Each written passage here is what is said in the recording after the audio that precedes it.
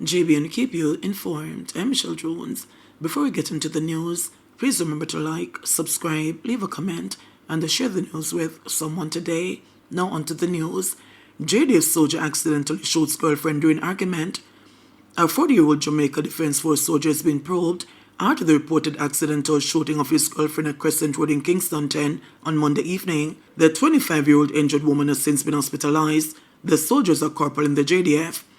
Information received is that at about 6:30 p.m., the soldier and his girlfriend were at the location when an argument developed between them. The argument escalated, the police said, and the woman threw stones and bottles at her boyfriend. The soldier reportedly pulled his licensed firearm out of fear for his life. Further reports indicated that the lawman slipped during the incident and accidentally discharged a round from the weapon, hitting his girlfriend in the leg. The now injured woman was taken to hospital, where she's been treated for a gunshot wound to her right leg. The police said they are conducting further investigations. Celebration Brands employee shot by co-worker.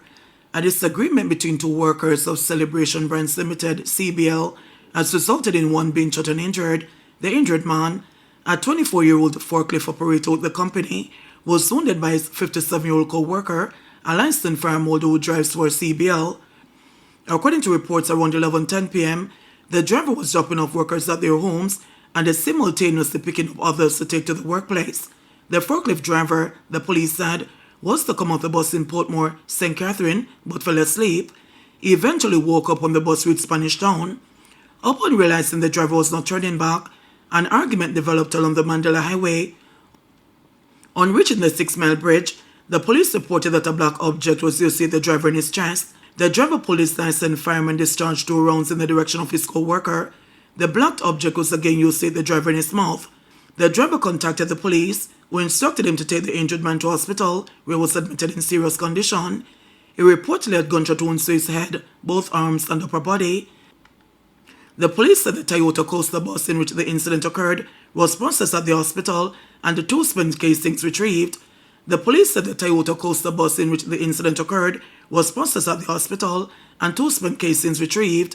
The gun used in the incident was also seized and taken to the Hunts Bay police station for safekeeping. The bus is owned by the driver. The police are conducting further investigations into the matter to determine their next move. Man gunned down at bar in Brownsall, St. Catherine. The community of Brownsall in St. Catherine has been plunged into mourning following the fatal shooting of a resident on Monday night. That is 40-year-old Dwayne Martin of Williams Gully. According to reports, about 9:45 p.m., Martin was at a bar near a school and was pounced upon by 2 men who brandished guns and shot him repeatedly. He was taken to the Spanish Town Hospital, where he succumbed to his injuries. No motive has been established for Martin's death. The Spanish Town Criminal Investigation Branch is investigating the matter. Woman killed, man injured in Nutshell, St. Catherine gun attack. A woman was shot dead and a man was injured after the car they were traveling in came under gunfire at Nutshell District, St. Catherine on Monday night. The deceased has been identified as 37-year-old bartender Kenisha Bailey, otherwise called Finey, of Main Street in Newarton in the parish. Reports were that around 11:45 p.m., Bailey was traveling in a motor car driven by the injured man. Upon reaching near Nutshell Square, occupants of a Toyota Voxy motor vehicle opened fire on the vehicle, hitting both Bailey and the driver. The vehicle was driven to the Linstead Hospital, where Bailey succumbed to her injuries. The man was admitted and later transferred to a corporate area hospital. 2 killed in Portland. Parish records 3 murders since start of 2025.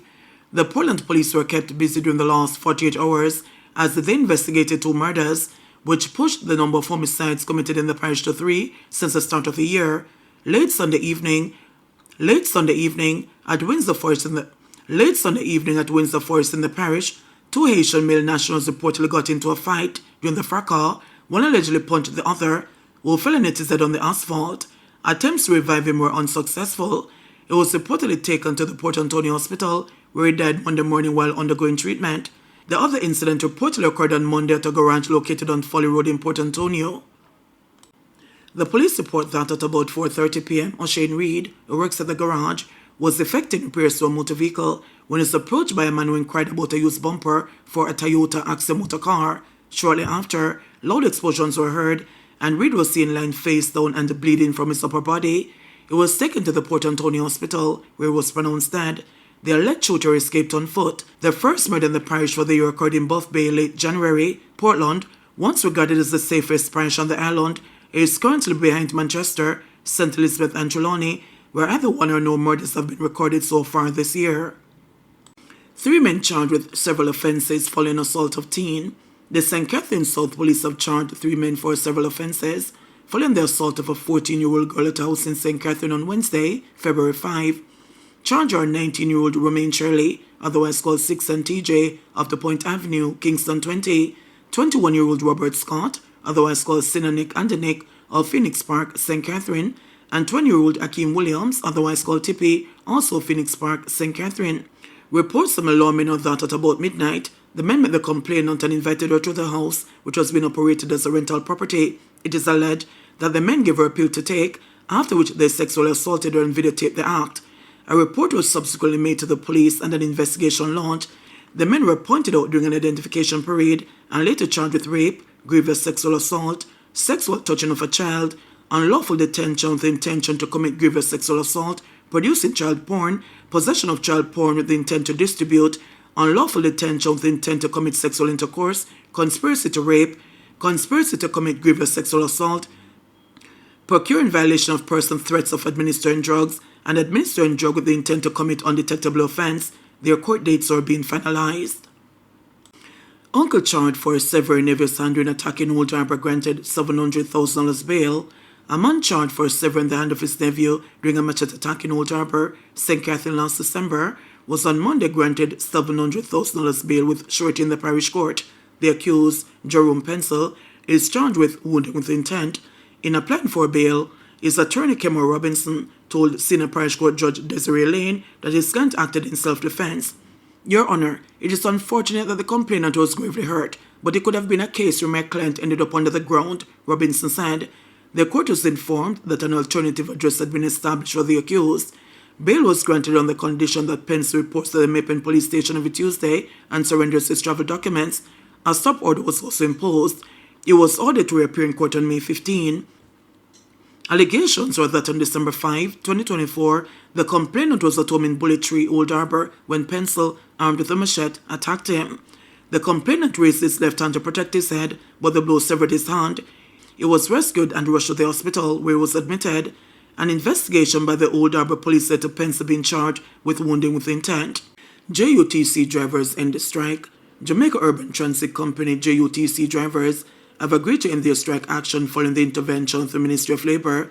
Commuters across the Kingston metropolitan region and the St. Catherine were left stranded on Tuesday morning after the drivers withdrew their service to protest against the alleged assault of a female driver by 2 franchise protection inspectors of the company.